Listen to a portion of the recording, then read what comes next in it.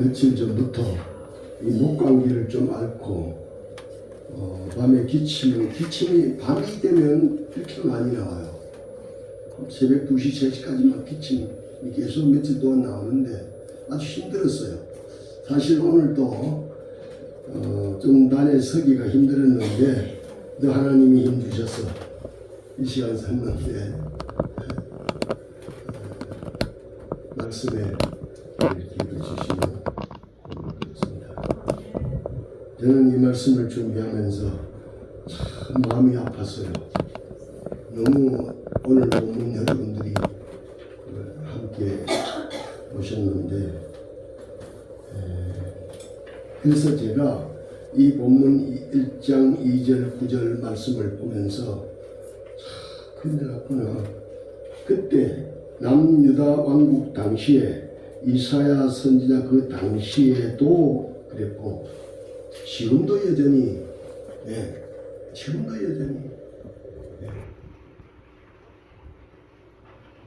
패역한 세대라고 말하지 않을 수가 없어서 제목을 패역한 세대여. 그래서 저는 가끔 그런 말씀 여러분들께 드린 적이 있습니다. 우리 성도들은 적어도 기본적인 5가지 신앙의 확신이 있어야 된다. 5가지 신앙의 확신이 있어야 된다. 그 말씀을 드렸어요. 5가지 신앙의 확신만 있으면 절대로 우리가 흔들리지 않습니다. 속하되지 않습니다. 패역한 세대라고 그렇게 패역한 세대 되지 않습니다. 그 5가지 신앙이 뭐냐면 첫째는 창조신앙, 둘째는 임마누엘 신앙, 셋째는 십자가 신앙, 넷째는 부활신앙, 다섯째는 재림신앙입니다. 이 5가지 시간관계로 제가 설명을 안 하고 이 5가지 신앙만 우리가 확실하다면 정말 우리는 어떤 환난, 어떤 역경, 어떤 시험이 와도 우리는 흔들리지 않습니다. 절대로 속아되지 않습니다.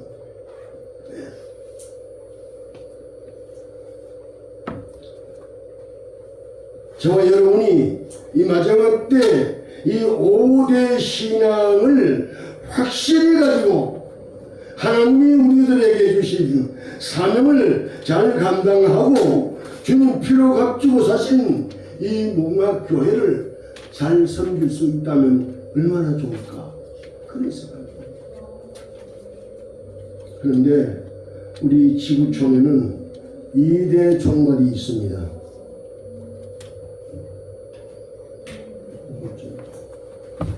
좀 너무 차워가지고 찬물 또 뚜껑 그냥 둬줘요. 이 물 버리고 저기 물을. 네, 머리 막 자꾸 이 감기 물 버리고 앞에 물을. 죄송합니다. 예, 그 부분은 평에 나가지고.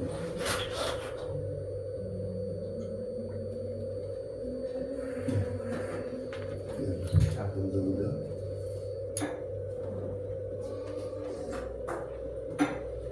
지구촌에는 2대 종말이 반드시 옵니다. 첫째 종말이 뭐냐 하면 저와 여러분의 개인 종말입니다. 히브리서 9장 27절에 보면 한 번 죽는 것은 사람에게 정하신 것이라 그랬습니다. 한 번 죽는 것은 사람에게 정하신 것이라. 저와 여러분은 언젠가는 여러분의 개인 종말이 옵니다. 그러나 그 종말이 언제 올지는 아무도 모릅니다. 저도 여러분도 절대로 알 수가 없습니다.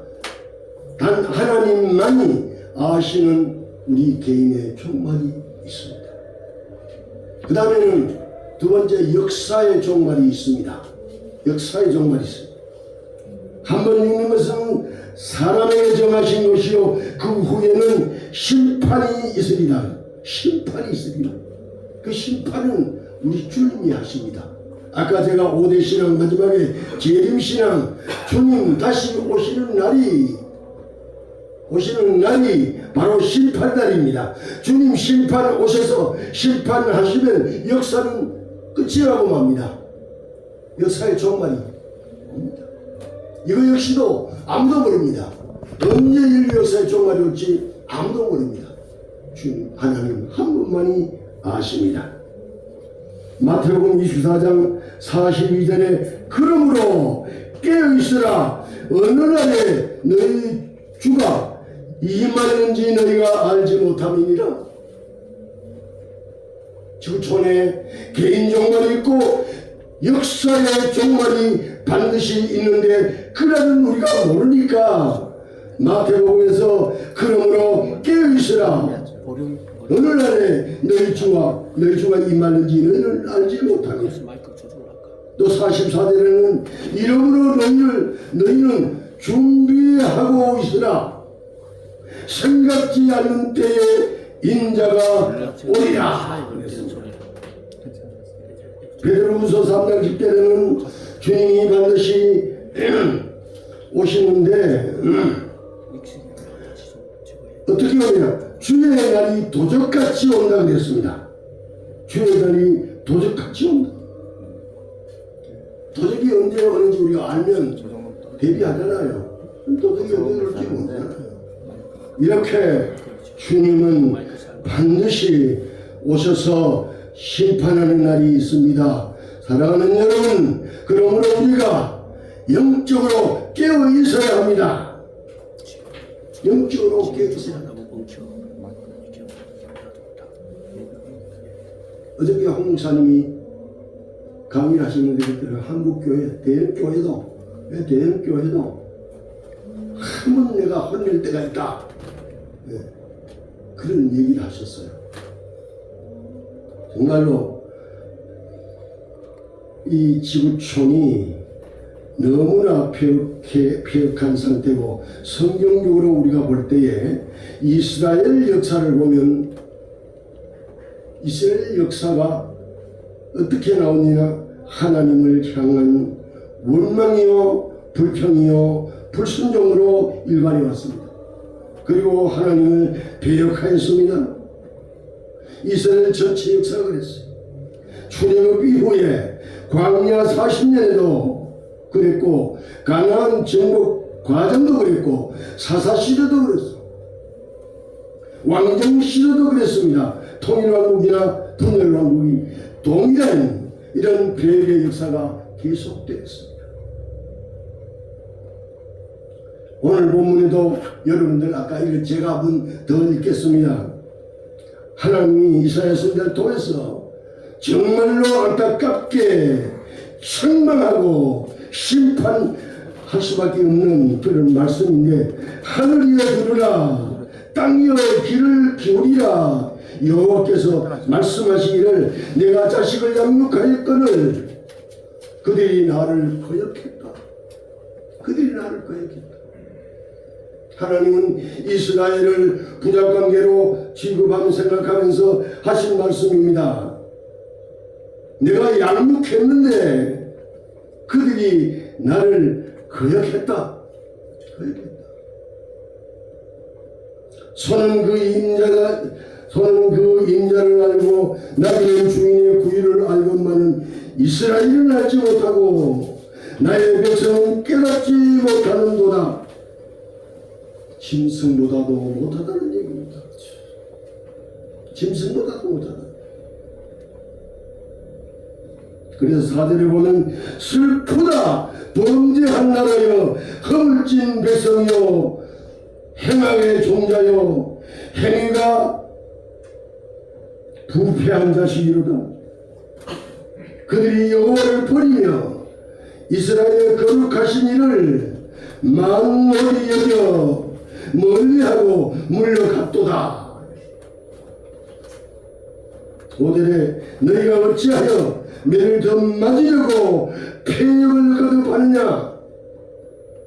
온 머리는 병들었고 온 마음은 피곤하였으며 6절에 발바닥에서 머리까지 상한 곳이 없이 상한 것과 터진 것과 새로 맞은 흔적뿐이거늘 그것을 싸매며 기쁨으로 부드럽게 함을 받지 못하였도다. 너희 땅으로 함께하였고 너희 성읍들은 물에 탔고 너희 토지는 너희 목전에서 이방인에게 삼켜졌으며 이방인에게 파괴된 같이 황폐하였고 8절 9절 말씀 잘 들으세요. 아까 우리 사회자 남목사님이 9절을 한 번 더 읽어주셨는데 강조해서 딸 시오는 포도원의 막내같이 참외밭의 언두막같이 에워싸인 성읍같이 겨우나마또다 만군의 여호와께서 우리를 위하여 생존자를 조금 남겨두지 아니하였다면 우리가 소돔 같고 고모라 같았으리로다. 그래도 하나님은 이스라엘을 긍휼히 여기시고 불쌍히 여기소서 남은 자를 그래도 두셨으므로 그 남은 자를 통하여 소돔과 고모라 같이 되지 않는 그 남은 자 때문에 소돔과 고모라 같이 멸망치 않았다 그 말이에요.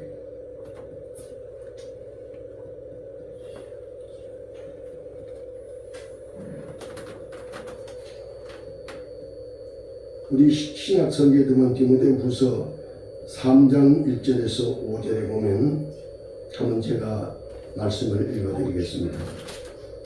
너는 이것을 알라.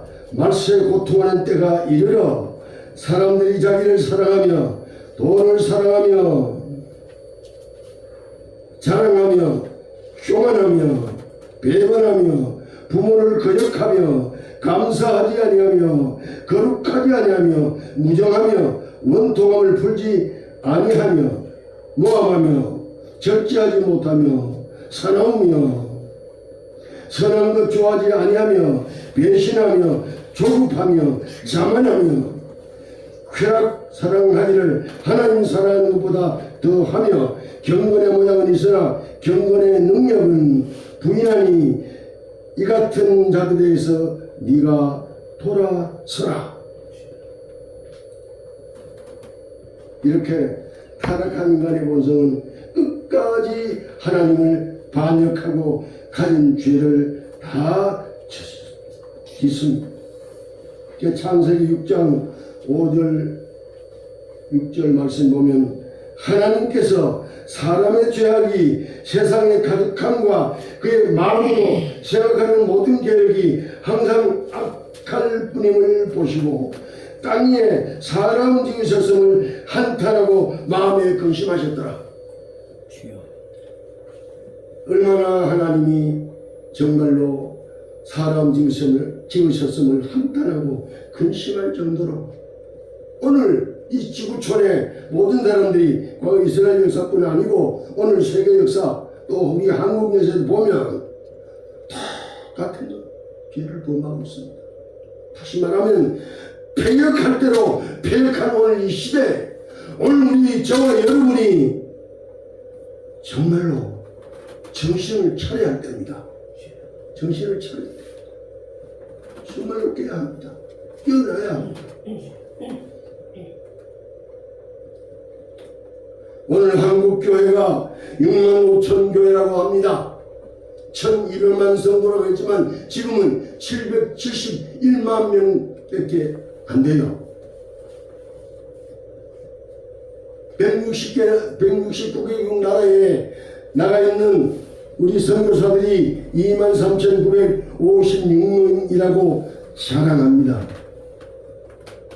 그런데 결코 오늘 한국교회를 보면서 이 많은 6만 5천 명 되는 한국교회를 보면서 한국교회 성도들을 보면서 결코 마음이 편치 않아요. 마음이 편치 않아요. 왜냐? 영적 상태가 심각하게 되어 있습니다. 영적 상태가 심각해요.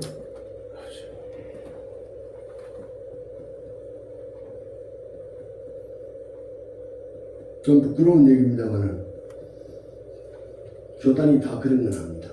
다 그런 건 아닌데 총회장 되려고 출마해서 30억을 쓰면 떨어지고 40억을 쓰면 된대요. 정말로 아까 장로님 기도할 때만 썩을 대로 썩은 게 오늘 한국교회 성직자들입니다. 정말로 참신한 사명감을 두껍게 가지고 기도하면서 양무리를 바로 이끌어가고 교회를 바로 섬기고 빛과 소금의 사명을 감당하는 종들이 있는 중에 썩을 대로 썩은 싹꾼들이 더 많습니다. 그래서 오늘 한국교회가 이렇게 이방인들에게 믿지 않는 날에 신뢰를 받지 못합니다. 오히려 욕을 먹고 있습니다. 전도가 안 돼요. 예수 믿어, 니네 땅 믿어.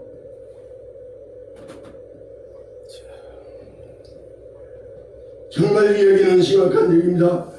오늘 함께 계시는 저와 동영 목사님들, 우리가 정말로 깨어 근신하고 마지막 때 하나님과 나와의 관계를 바로 맺어야 합니다. 아멘. 하나님 관계를 바로 맺어야 합니다. 정말 내가 생각한 것이나 말한 것이나 내가 사는 것이나 하나님 앞에나 사람 앞에 부끄러움이 없어야 합니다.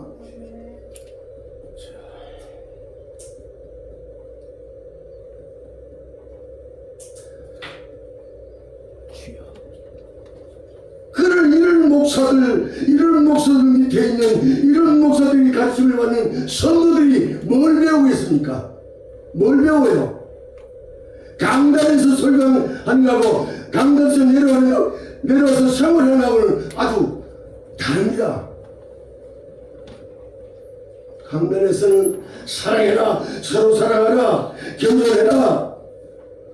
자기들은 너무너무 교만합니다.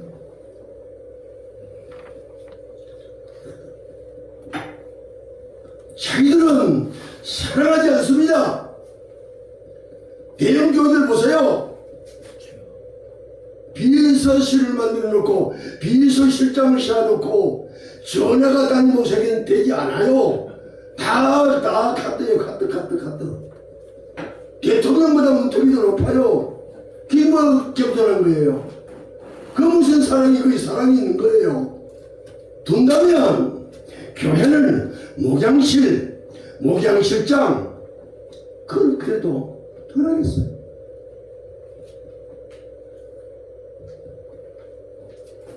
오늘 신학교도 문제가 많습니다. 신학교에 인성교육이 시대로 안 되고 있습니다. 도덕성이 없습니다. 영성이 완전히 절어됐습니다. 1년에 많은 신학자들이 지금 배출이 되고 심지어는 무자격 신학교에서 많이 배출이 되고 있습니다. 심지어는 1년도 안 돼가지고 목사 안수 받고 나온 그 종교가 아니죠. 네. 그런 목사들도 배출이 지금 되고 있습니다. 사랑하는 성도 여러분, 정말 우리 한국교회가 영성이 회복되어야 합니다. 영성이 회복되어야 합니다. 아멘.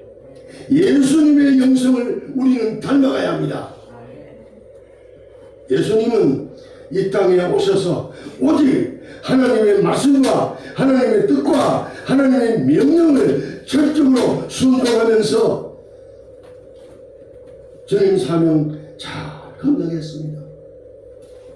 그래서 예수님의 영성은 비움과 낮아짐이었습니다. 따라주십시다. 비움과 낮아짐. 예, 우리 다 비운다. 다 비워요.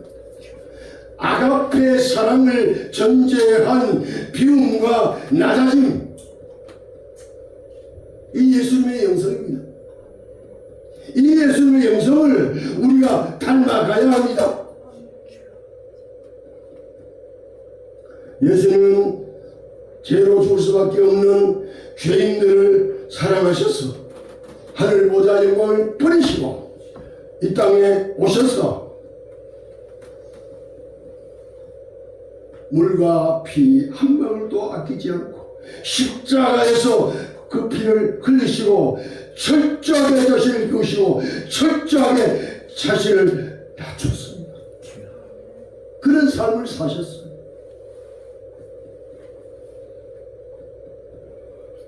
이런 영성으로 주님의 영성으로 우리가 회복되어야 될 줄로 믿습니다. 아멘. 그래서 세례요한과 예수님은 첫 음성이 똑같은데요. 세례요한도 마태복음 3장 2절에 보면 회개하라 천국이 가까웠느냐, 예수님도 마태복음 3장 17절에 회개하라 천국이 가까웠다 그랬어요. 저와 여러분이 지금 철저하게 우리 자신을 돌이켜보면서 회개해야 할 때가 왔다고 생각합니다.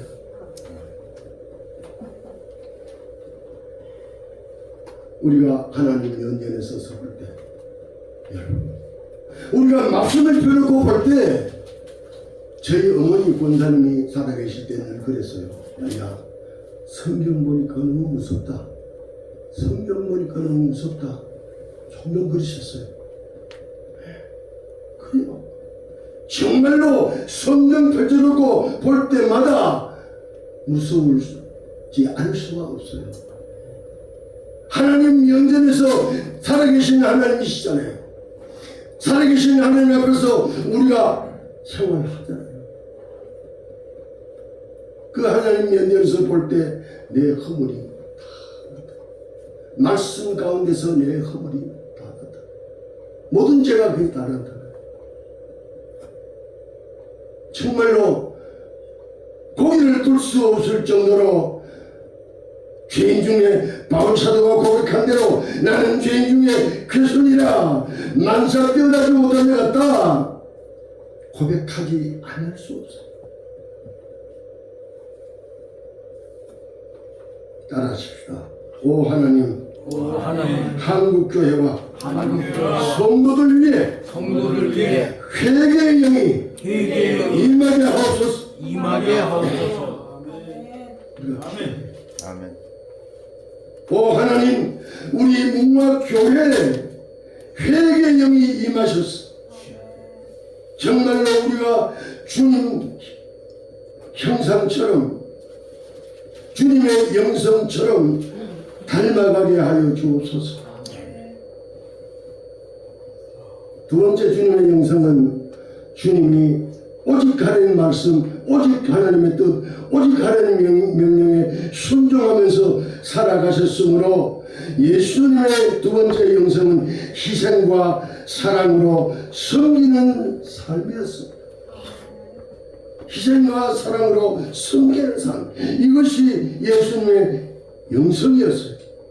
마태복음 20장 28절에 인자가 온 것은 섬김을 받으려 함이 아니요 도리어 섬기려 하고 자기 목숨을 많은 사람의 대속물로 주려 함이라.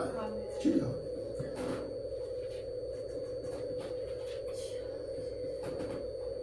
우리도 주님의 영성을 닮았어. 정말로 우리가 헌신하고 희생하면서 겸손하게 사랑으로 섬기는 삶이 지속되기를 바랍니다. 마지막으로 9절에 남은 자들을 두셨으므로 말미암아 그래도 소돔과 고모라 같지는 않았더라. 또 대한민국에 남은 자들이 있음으로 말미암아 이렇게 지금처럼 이렇게 보존이 된 줄로 있습니다. 저와 여러분이 이 마지막 때에 이렇게 패간 시대에 우리 모두 남은 자 될 수 있기를 바랍니다. 성경의 예를 남은 자 예를 들면 대홍수 가운데 살아남은 노아의 가족이 있습니다. 창세기 6장 5에서 8절 말씀. 그러나 노아는 여호와께 은혜를 입었더라. 그렇게 배역한 시대 중에도 노아와 하나님 한 분만은 하나님께 인정이 돼서 하나님의 은혜를 입었더라. 두 번째로 바로 왕의 남자가 나면 남자는 무조건 대학살이라. 그런 학살 가운데서 살아난 모세 남은 자입니다. 출애굽기 1장 15절에서 2장 10절까지 말씀이 나옵니다. 세 번째 이유는 출애굽 1세대에서 광야에서 살아남은 여호수아와 바로 갈렙이 남은 자였습니다.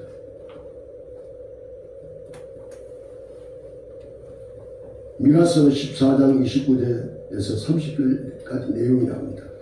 아합의 여호와 신앙 말살 정책에 바알에게 무릎을 꿇지 않는 7,000명이 있었다 그랬습니다.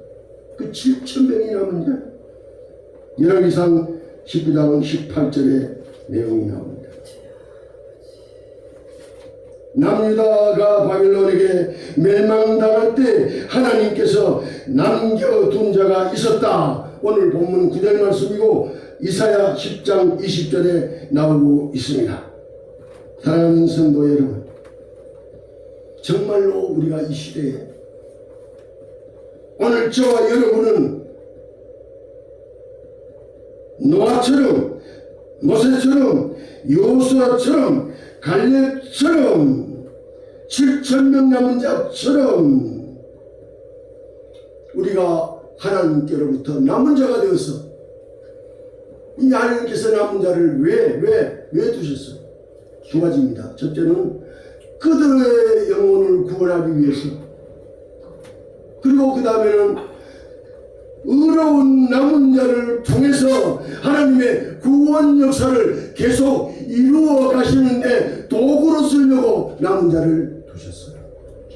저와 여러분이 이 마지막 때 대한민국의 한국교회 중에 우리 뭉화교회 성도들은 하나님께 인정되어 남은 자 되어 끝까지 구원 역사에 쓰임받는 저와 여러분이 될 수 있기를 주의 이름으로 축원합니다. 아멘. 축원합니다. 아멘. 축원합니다. 아멘. 하나님 감사합니다. 오늘 하나님 주신 말씀 부족한 종이 전했습니다. 잘못 전한 것이면 용서해 주십시오.